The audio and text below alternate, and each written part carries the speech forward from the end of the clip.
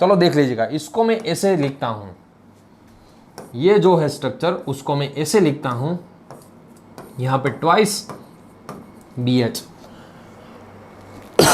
ध्यान से देखेंगे यहां पे कोई टूट नहीं गया है, यहां पे कोई टूटा हुआ नहीं है, यहां पे हाइड्रोजन होता है। क्या होता है यहां पे हाइड्रोजन, उसको लिखने की जरूरत नहीं होती है। ऐसा मत सोचिएगा यहां पे एक क्यों लिखा है, दूसरा कहां पे क्या है। देख लीजिएगा, ये जो कार्बन है वहां पे एक मिथाइल है, दूसरा तो हाइड्रोजन है ना, इसलिए उसको लिखने की जरूरत नहीं है। ये जो कार्बन है उसके पास दोनों मिथाइल ग्रुप है। अब इसका जो नेम है आपको यहां पे दिखाई दे रहा है भैया, डिसिमल बोरेन। उसका जो नेम है उसके हिसाब से उसका एक जो सिंबल है ऐसे लिखा जाता है Si2BH। ऐसा क्यों, देख लीजिएगा एक बार। इसको डिसिमल बोरेन क्यों बोलता है, एक तो ये है दो बार है इसलिए डाई। दूसरा, बोरोन जिसके साथ जुड़ा हुआ है, ये कार्बन के साथ जुड़ा, ये जो कार्बन के बोरोन जिसके साथ जुड़ा हुआ, ये कार्बन कितने नंबर्स ऑफ कार्बन के साथ जुड़ा हुआ भैया, ये जो है 2 कार्बन के साथ जुड़ा, 2 मतलब ये सेकेंडरी, 2 कार्बन मतलब सेकेंडरी। और आपको अच्छी तरह से पता है इसको हम आइसो ग्रुप भी बोल सकते हैं। आइसो ग्रुप क्यों भैया, एक ही कार्बन पे 2 मिथाइल है इसलिए इसको आइसो भी बोलेंगे। सेकेंडरी, आइसो सेकेंडरी हो सकता है, आपको पता है ना, आइसो सेकेंडरी हो सकता है, प्रोपाइल में देखा है आपने। ये तो हो गया सेकेंडरी ग्रुप, एक ही कार्बन पे 2 मिथाइल इसलिए इसको आइसो भी बोलेंगे। और 5 कार्बन को हम बोलते हैं एमाइल। 5 कार्बन को क्या बोलते हैं हम, एमाइल बोलते हैं। और यहां पे जो जुड़ा हुआ है वो बोरेन जुड़ा हुआ है, इसलिए इसको डिसी एमाइल बोरेन कहा जाता है। कौन सा कहा जाता है भैया, डिसी एमाइल बोरेन, इसको जो बोला जाता है डिसी एमाइल बोरेन। इसका जो सिंबल है ये सेकेंडरी है, एस, आइसो ग्रुप है इसलिए आई। 5 कार्बन मतलब एमाइल, 5 कार्बन मतलब एमाइल। ये कितनी बार है, ये 2 बार है, इसलिए यहां पे ट्वाइस और यहां पे BH। Si2BH को बोला जाता है डीसी एमाइल बोरेन। क्या बोला जाता है भैया इसका full form, DC amyl borane. S मतलब सेकेंडरी, I मतलब आइसो, आइसो मतलब एक ही कार्बन पे 2 मिथाइल, उसको आइसो बोलते हैं। एमाइल मतलब 5 कार्बन, एमाइल मतलब 5 कार्बन। कितनी बार है, 2 बार, इसलिए यहां पे 2BH। भैया ये कितने नंबर्स ऑफ हाइड्रोजन डोनेट कर सकता है, ये 1H डोनर है। कितने डोनर है भैया, ये 1H डोनर है। आपको बता दूं भैया मैं, ये B2H6 मतलब डाइबोरेन। डाइबोरेन के अलावा जितने भी बोरेन है वो सारे के सारे बल्कि है। डाइबोरेन के अलावा जितने भी बोरेन है वो सारे के सारा बल्कि है। एक बार अच्छी तरह से देख लीजिएगा इसको, कौन कौन से स्मॉल है कौन कौन से बल्कि है, वो आपको बहुत बार प्रैक्टिस करनी पड़ेगी, तब जाके आपको समझ में आएगा कौन कौन जो है वो स्मॉल है, कौन कौन जो हो बल्कि है। उसके बाद ही आपको रिएक्शन करनी है। एक बार ये सारे देख लीजिए एक बार, कौन कौन से स्मॉल कौन से बल्कि। और दूसरा, कब हम एक्सेलेरेटिक करवाते हैं, कब हम इक्विटोलेटिक करवाते हैं, वो सारा का सारा एक बार देख लीजिएगा, उसके बाद ही हम आगे बढ़ेंगे। चलो सबसे पहले देख लो उसको। चलो अब नेक्स्ट, अब आपको ये आपने देख लिया होगा कौन सा वाला बल्कि है, कौन सा वाला ये जो स्मॉल है। अब हम डायरेक्ट एग्जांपल सोल्व करते हैं, देख लीजिएगा अच्छी तरह से। हम एग्जांपल में चले जाते हैं। आपको सबसे पहले इतना याद रखिएगा कौन स्मॉल है कौन बल्कि है, आपको पेज घुमाने की जरूरत नहीं पड़नी चाहिए। चलो मान लो आपको ऐसी चेयर दी गई है, इसमें यहां पे कार्बोनिल दिया गया है, एक जो है लिथियम एल्यूमिनियम हाइड्राइड THF, उसमें सॉल्वेंट होता है, -78 डिग्री की जरूरत पड़ती है उसमें भैया। यह सब कुछ एग्जाम में देंगे और ना भी देंगे, सिर्फ लिथियम एल्यूमिनियम हाइड्राइड लिख देंगे, तब आपको समझ में आना चाहिए लिथियम एल्यूमिनियम हाइड्राइड का रोल कौन सा है। दूसरा, RMgX Grignard methyl magnesium bromide है, इथाइल मैग्नीशियम ब्रोमाइड कुछ भी है, THF as a solvent and second step hydrolysis का है। चलो इसका सॉल्यूशन में करना है। सबसे पहले क्वेश्चन लिख लीजिएगा, इसका सॉल्यूशन में करना है। सबसे पहले आपको पता होना चाहिए, चलो लिथियम एल्यूमिनियम हाइड्राइड और RMgX ये दोनों के बीच में डिफरेंस क्या है। सॉल्यूशन करते हैं इसका हम। सबसे पहले लिथियम एल्यूमिनियम हाइड्राइड के सॉल्यूशन में ध्यान से देखिएगा, यहां पे है कार्बोनिल, लिथियम एल्यूमिनियम हाइड्राइड कौन सा रिएजेंट है, स्मॉल है या बल्कि है? सबसे पहले आपको पता होना चाहिए ये स्मॉल है या बल्कि है। स्मॉल रिएजेंट है ये, चलो स्मॉल रिएजेंट है यदि ये, तब देखिएगा इसका अटैक कहां से होगा, ये स्मॉल का अटैक जो होगा वो एक्सेल से होगा। स्मॉल का अटैक कहां से होगा, एक्सेल से। ऑक्सीजन पे नेगेटिव आ जाएगा, नेगेटिव पे इसका H3O प्लस का H+ आ जाएगा, इसलिए इसका जो आंसर रहेगा एक्सीएल पे H आएगा लिथियम हाइड्राइड का, ऑक्सीजन पे नेगेटिव चार्ज, उस पे सॉल्वेंट का H+ आ जाएगा। इसका आंसर ये रहेगा। आपको सिर्फ यही पता होना चाहिए इसका अटैक कहां से करना है, एक्सेल से करना है, क्योंकि यहां पे एक्सेल्स में हिंड्रेंस नहीं है। चलो नेक्स्ट, अब ये RMgX का सॉल्यूशन, चलो RMgX का सॉल्यूशन देखिएगा। RMgX जो ग्रिग्नार्ड है वो कौन सा है, स्मॉल है या बल्कि है? ग्रिग्नार्ड आपको अच्छी तरह से पता है भैया, यह बल्कि रिएजेंट है। बल्कि रिएजेंट का अटैक कहां से होगा, बल्कि रिएजेंट का जो अटैक है वो इक्विट्रोल से होगा। सबसे पहले आपको स्टीरियोकेमिस्ट्री अरेंज करनी है बल्कि ग्रुप के न्यूक्लियोफाइल की, सबसे पहले आपको न्यूक्लियोफाइल R की स्टीरियोकेमिस्ट्री अरेंज करनी है इक्विट्रोल में। सो एक्सेल में कौन आएगा, वो आ जाएगा। अब आपको पता चल गया होगा भैया कब कि कौन सा जो रिएजेंट है उसको कहां से अटैक करना है। चलो एक नेक्स्ट एग्जांपल आपको देता हूं, ध्यान से देखिएगा।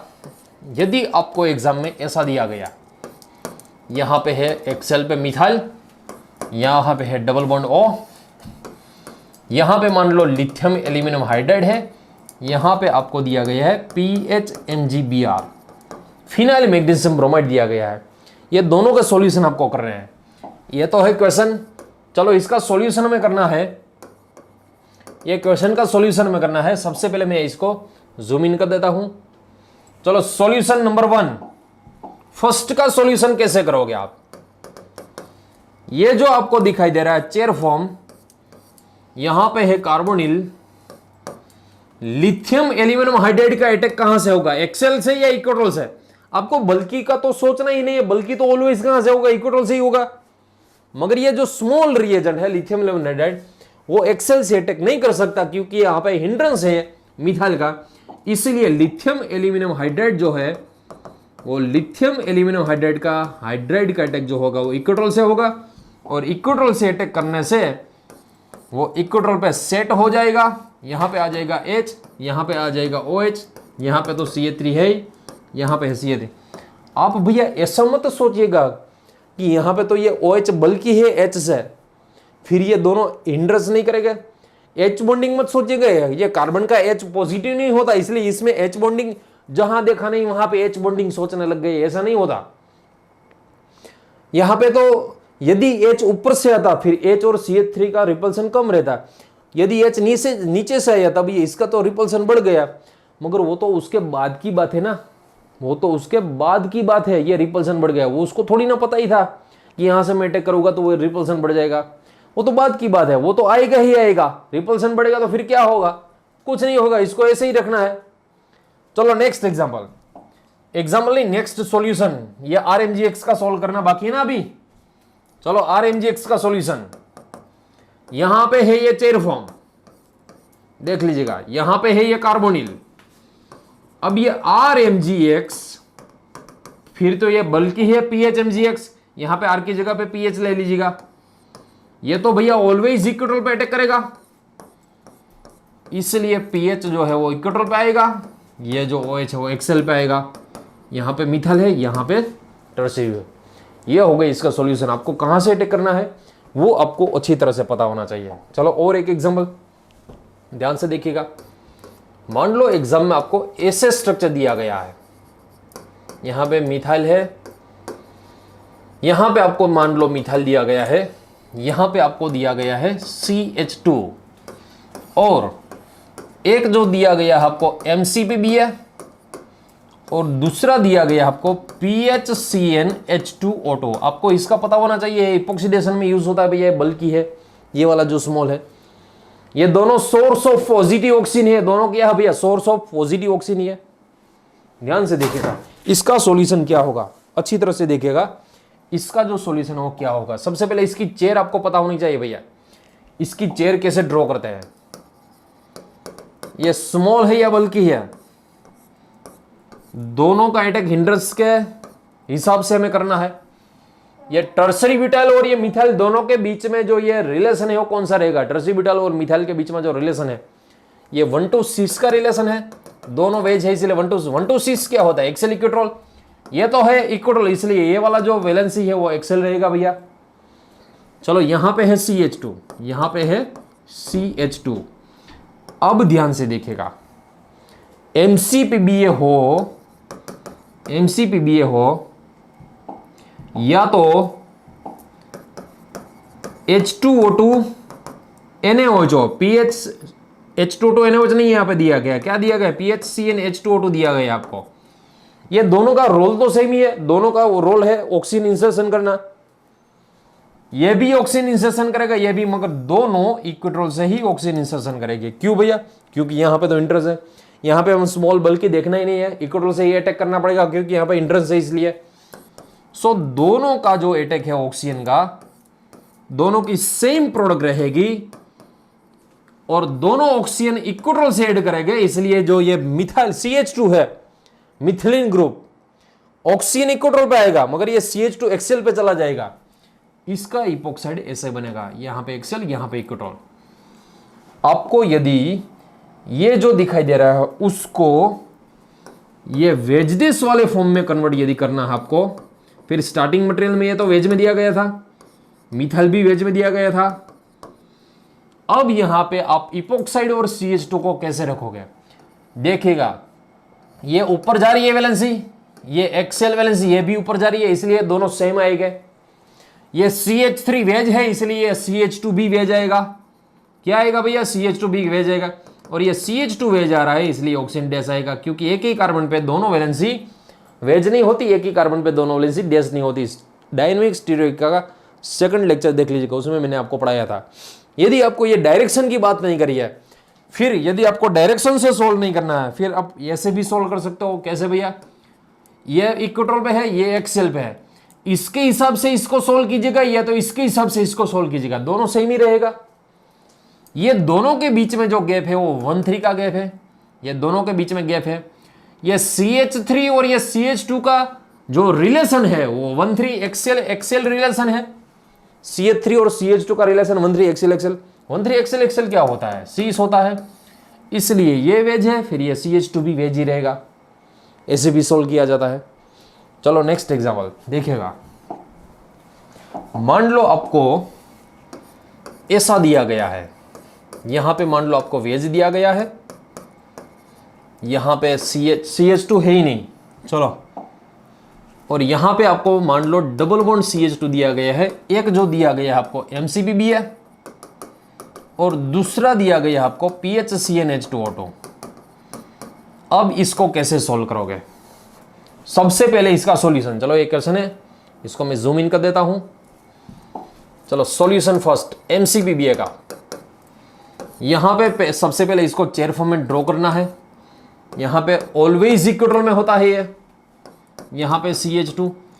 अब इसमें MCPBA है, आपको पता ही है भैया स्मॉल रिएजेंट है, इसलिए उसका ऑक्सीजन डोनेट कहां से होगा, MCPBA का जो ऑक्सीजन है मेटाक्लोरो पर बेंजोइक एसिड का ऑक्सीजन हो, एक्सेल से आएगा। यदि वो एक्सेल से आएगा तब ध्यान से देखिएगा वो एक्सेल पे ही रह जाएगा और ये CH2 है वो इक्वेटोर पे चला जाएगा। ठीक है भैया, MCPBA स्मॉल रिएजेंट है इसलिए वो एक्सेल से अटैक करेगा, उसको इंटरेस्ट नहीं है यहां पे, इसलिए वो एक्सेल से अटैक कर रहा है, इसलिए उसका ऑक्सीजन एक्सेल में रह जाएगा, CH2 इक्वेटोर में आ जाएगा। चलो ये हो गई स्टीरियोकेमिस्ट्री इसकी। यदि इसको आपको ऐसे लिखना है, देख लीजिएगा, ध्यान से देखिएगा, ये तो वेज में दिया ही गया है।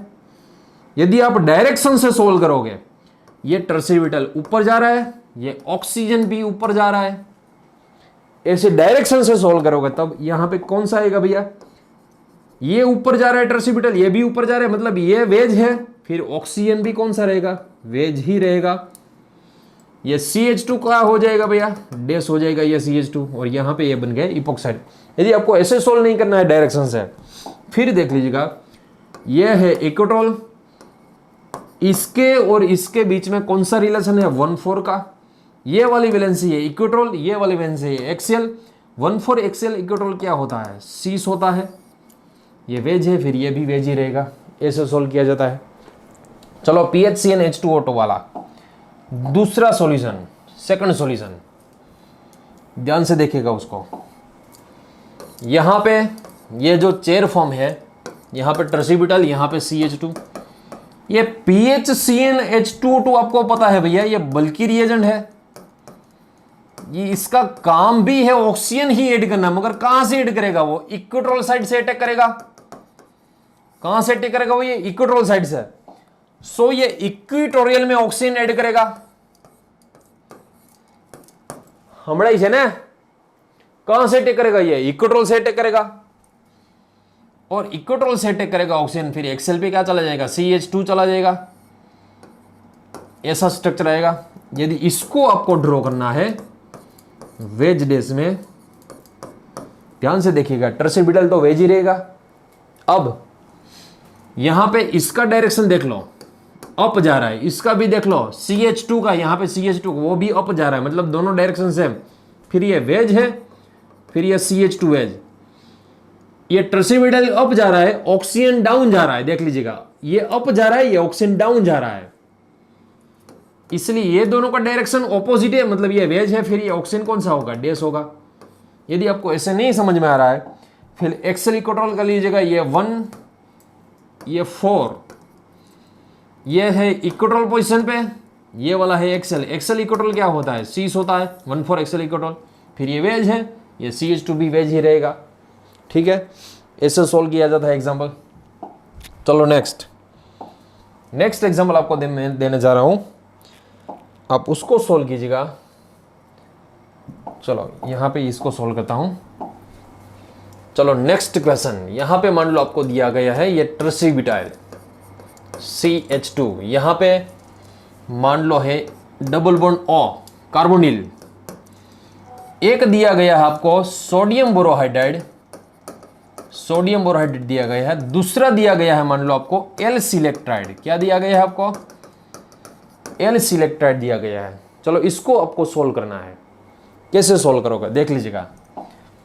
सबसे पहले इसकी आपको चेयर फॉर्म ड्रॉ करनी है।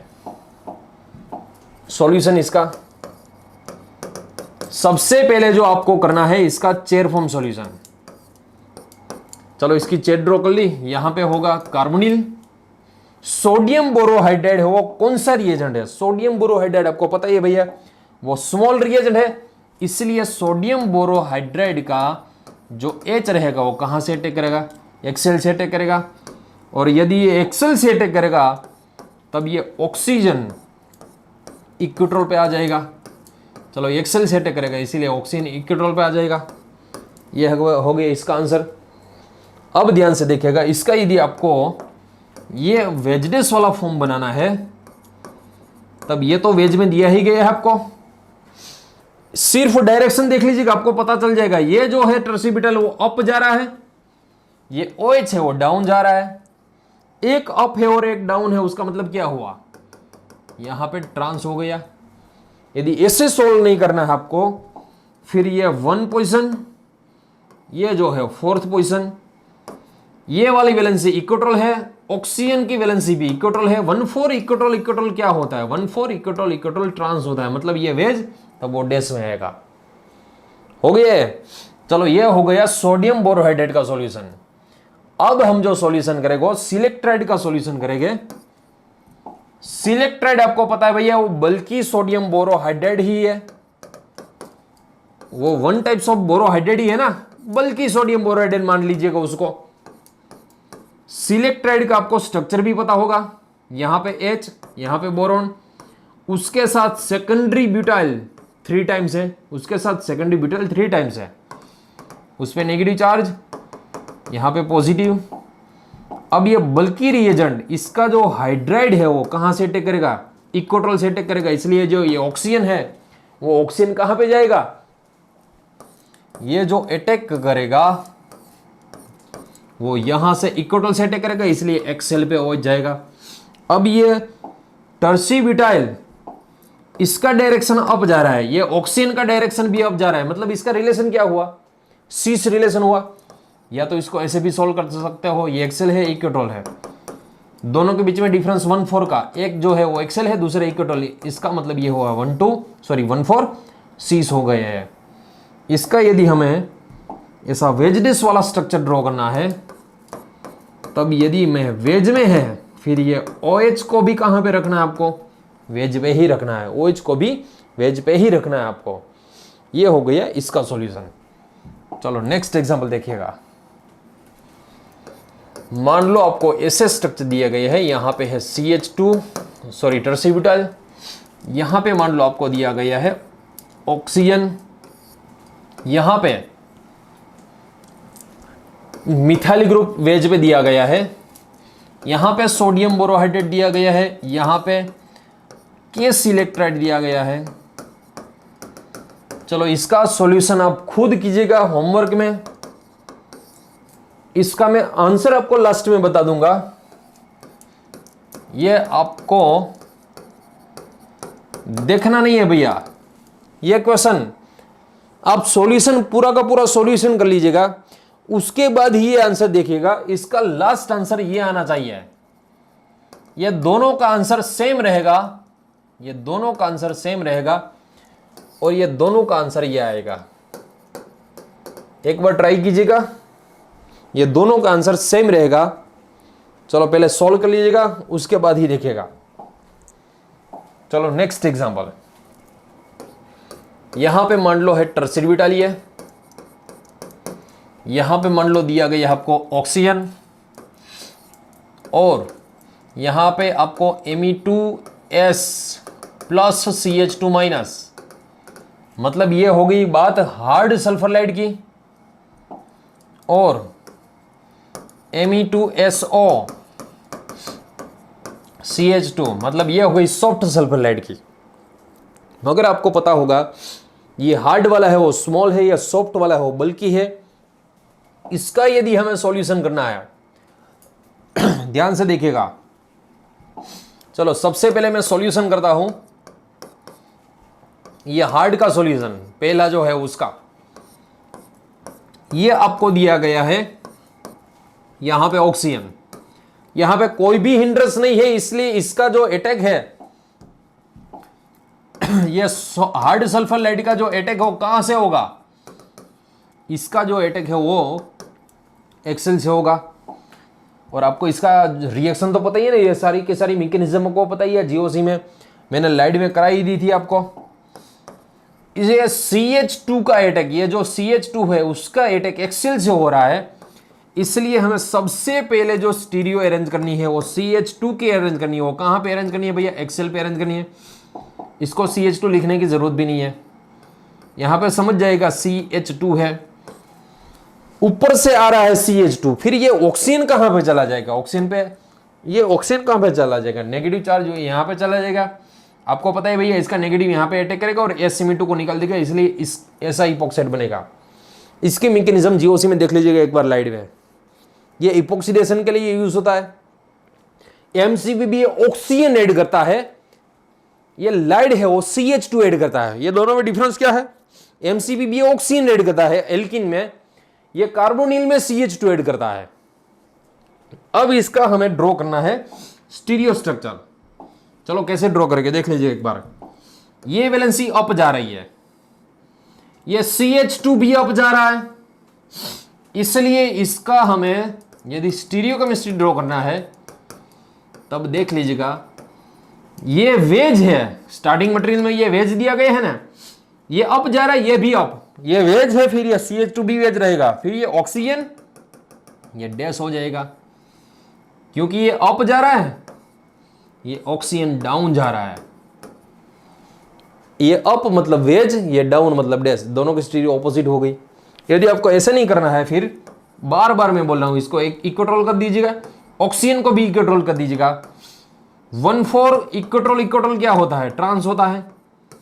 1,4 इक्वेट्रोल, ये वेज है, फिर ये ऑक्सीजन डैश रहेगा। ये हो गया हार्ड सल्फर का सॉल्यूशन। अब सॉफ्ट सल्फर का सॉल्यूशन देखिएगा। चलो सॉफ्ट सल्फर का सॉल्यूशन मैं आपको कराने जा रहा हूं। सॉफ्ट का सॉल्यूशन यहां पे है ये ट्रसीब्यूटाइल, चलो ये हो गई ट्रसीब्यूटाइल, यहां पे है ये कार्बोनिल। आपको पता ही है भैया सॉफ्ट सल्फर हैलाइड है वो बल्की रिएजेंट है, फिर ये बल्की का जो अटैक रहेगा वो ऑलवेज कहां से रहेगा, इक्वेटर पे रहेगा। बल्की का अटैक ऑलवेज इक्वेटर पे रहेगा। अब चलो ये बल्की है, इसकी भी मैकेनिज्म आपको पता ही है, यहां पे अटैक करेगा वो फिर से अटैक करके वो उसको निकाल देगा।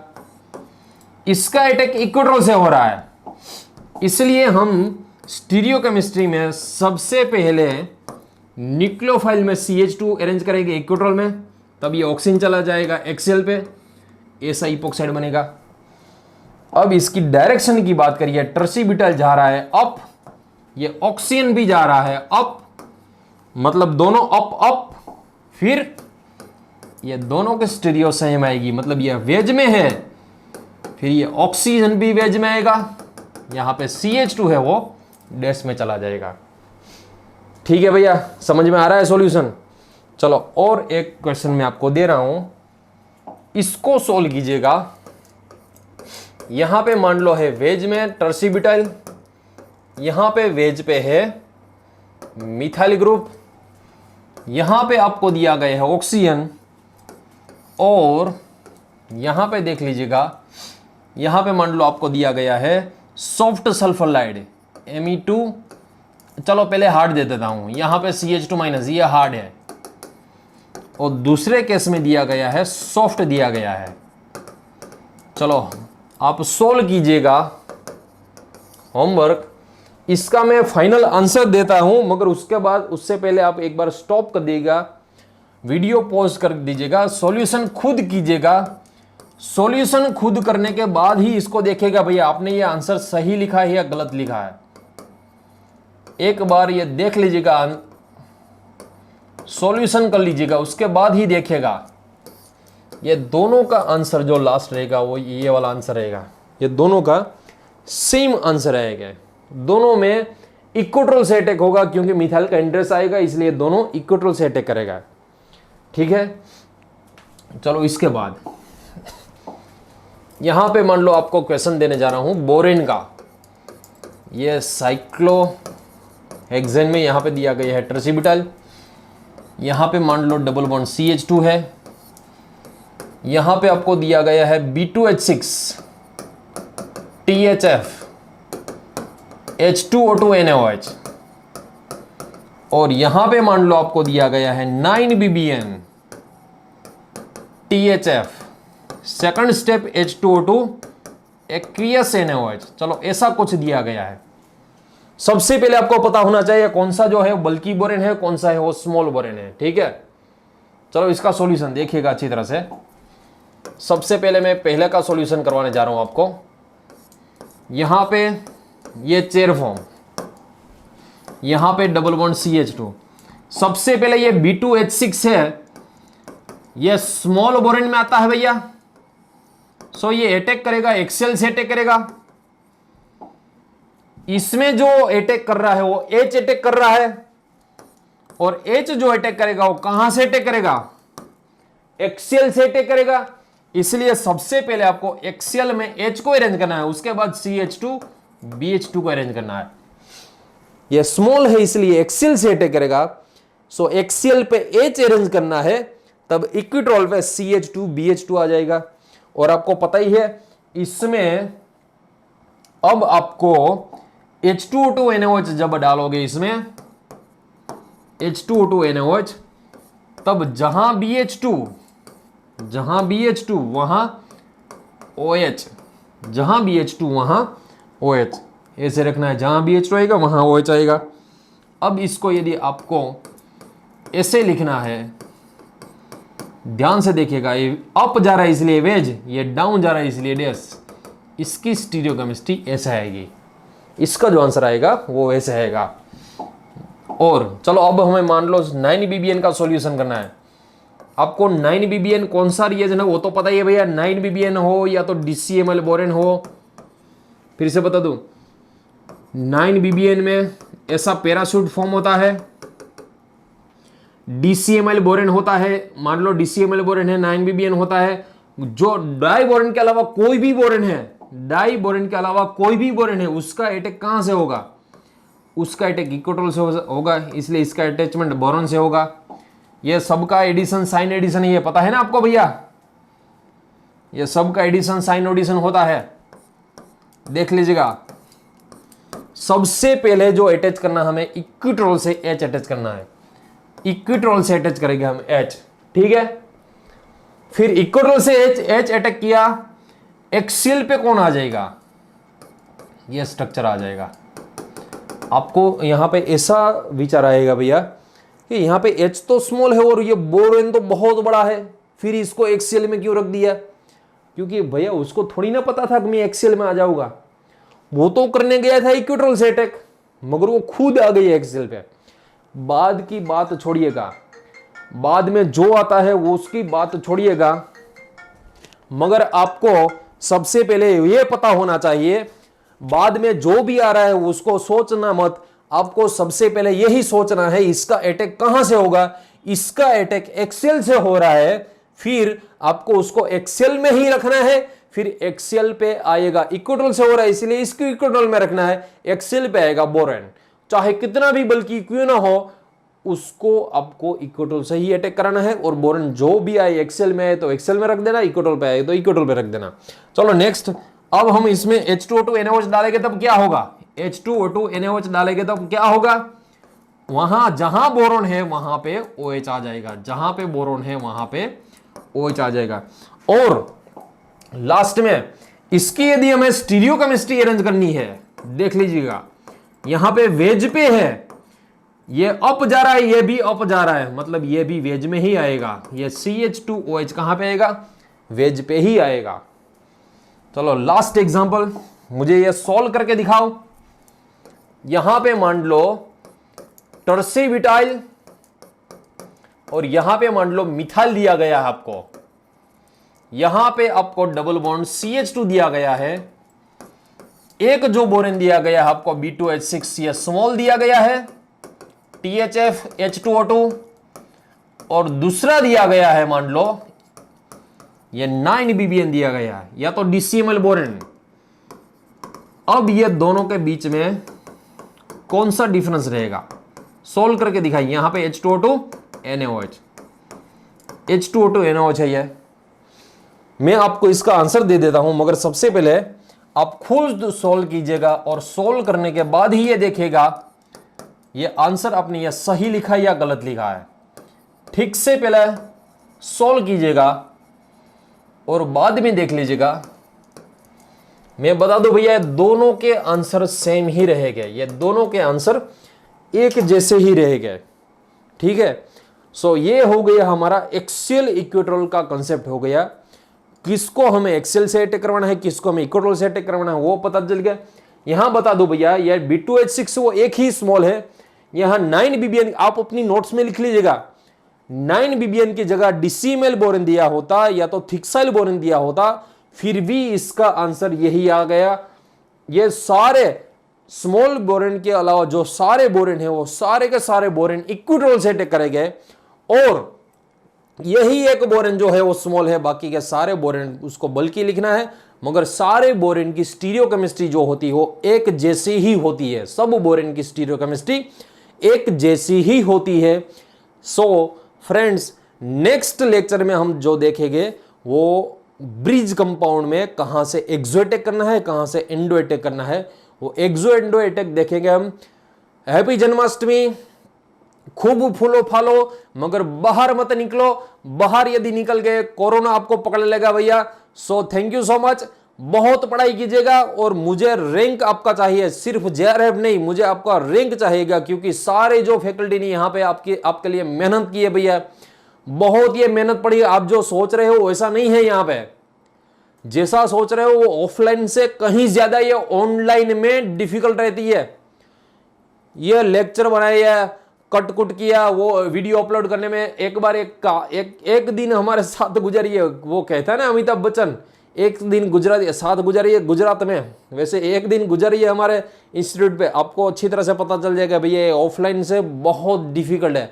ऑफलाइन तो बहुत इजी लेक्चर होते हैं, ऑनलाइन लेक्चर कंडक्ट करना वेरी डिफिकल्ट। सामने कोई बैठा नहीं है, फिर भी हमें एक्टिवनेस के साथ ऐसा बोलना पड़ता है, एक्टिवनेस के साथ हमें ऐसा इमेजिन करना पड़ता है। दूसरी बात, उसको लेक्चर को बना के भी उसका एडिटिंग वो वगैरह सॉफ्टवेयर अपलोडिंग बहुत ज़्यादा टाइम कंज्यूमर रहता है। हमारा इतना टाइम चला जाता है, फिर आपका तो टाइम ही टाइम है आपके पास, आपको तो सिर्फ ये लेक्चर देखना ही है। आप जो 1 आवर का लेक्चर देख रहे हो ना भैया, वो 1 आवर का लेक्चर एडिटिंग वगैरह सब, ये शूटिंग, एडिटिंग, कटकूट, वो डिजाइनिंग, वो सब में 2 घंटे से लेकर 2.5 घंटे लगते हैं सिर्फ और सिर्फ 1 आवर के लेक्चर में। एक बार देख तो लीजिएगा, आपको जैसे 1 आवर का लेक्चर पढ़ने में 1.5 घंटे लगते हैं ना, या तो कहीं कहीं वो चाय नाश्ता करने चले जाते हैं उसको तो 2 घंटे 3 घंटे लगते हैं, वैसा नहीं करना। यदि कंटिन्यू देखा आपने तब ये एक जो 1 आवर्स का लेक्चर है वो 1.25 या तो 1.5 घंटे में कंप्लीट हो जाता है, मगर हमें एडिटिंग करने में, अपलोडिंग करने में बहुत ज़्यादा टाइम चलता है। सो फ्रेंड्स, बहुत मेहनत कीजिए। मैं हैप्पी जन्माष्टमी में आपको मैं खूब खूब बधाई देता हूँ कि आपकी सबकी जेआरएफ निकल जाए, जो मेहनत कर रहे हो वो सब, उसकी सबकी जेआरएफ निकल जाए इसी साल। थैंक यू सो मच, मिलते हैं नेक्स्ट लेक्चर में।